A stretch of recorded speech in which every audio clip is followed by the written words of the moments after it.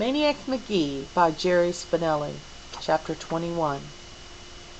Bugles, cap guns, sirens, firecrackers, war whoops. Cobble's Corner was a madhouse. Traffic had to beep and inch through the mob. Kids cried for autographs. Scraps of paper fluttered down in a shower of homemade confetti. A beaming Mr. Cobble handed up a certificate to Maniac for the year's worth of large pizzas. Maniac accepted it and said his thanks. The undone knot lay in a coiled heap at Maniac's feet. Mr. Cobble grabbed it. Already people were guessing how long it was. It turned out to be 4.5 blocks long. Someone tied it to a stop sign and started walking, and that's how far he got before it gave out. The yelling went on, the way yelling does, if only to hear itself.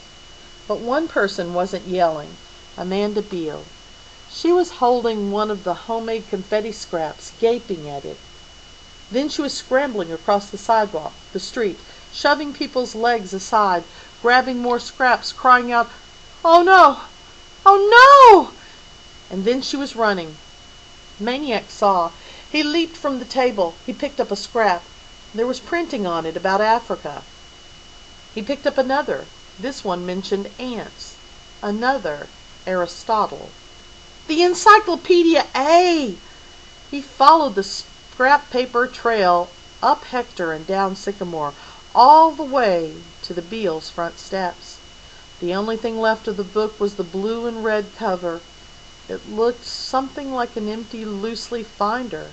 Amanda was hunched over, rocking, squeezing it to her chest.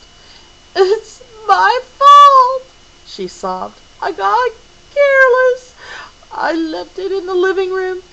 Anybody could look through the window and she clenched her eyes so tightly it was a wonder the tears got out. More than anything, Maniac wanted to hug Amanda and tell her it was okay. He wanted to go inside, be with his family, in his house, his room, behind his window. But that wasn't the right thing. The right thing was to make sure the Bills didn't get hurt any more. He couldn't keep letting them pay such a price for him. He turned and headed back up Sycamore. Maybe the man with the can of worms voice was right. "Back to your own kind! Back to your own kind!" He never got farther west than the far curve of Hector Street, because McNabb and the Cobras were there to meet him, grinning, leering, hissing. "Yo, baby, we hear you got a little pizza prize there. Come on back. We missed ya. We've been waiting for ya." So he turned and started walking north on Hector, right down the middle of the street, right down the invisible chalk line that divides East End from West End. Cars beeped at him, drivers hollered, but he never flinched. The Cobras kept right along with him on their side of the street. So did a bunch of East Enders on their side.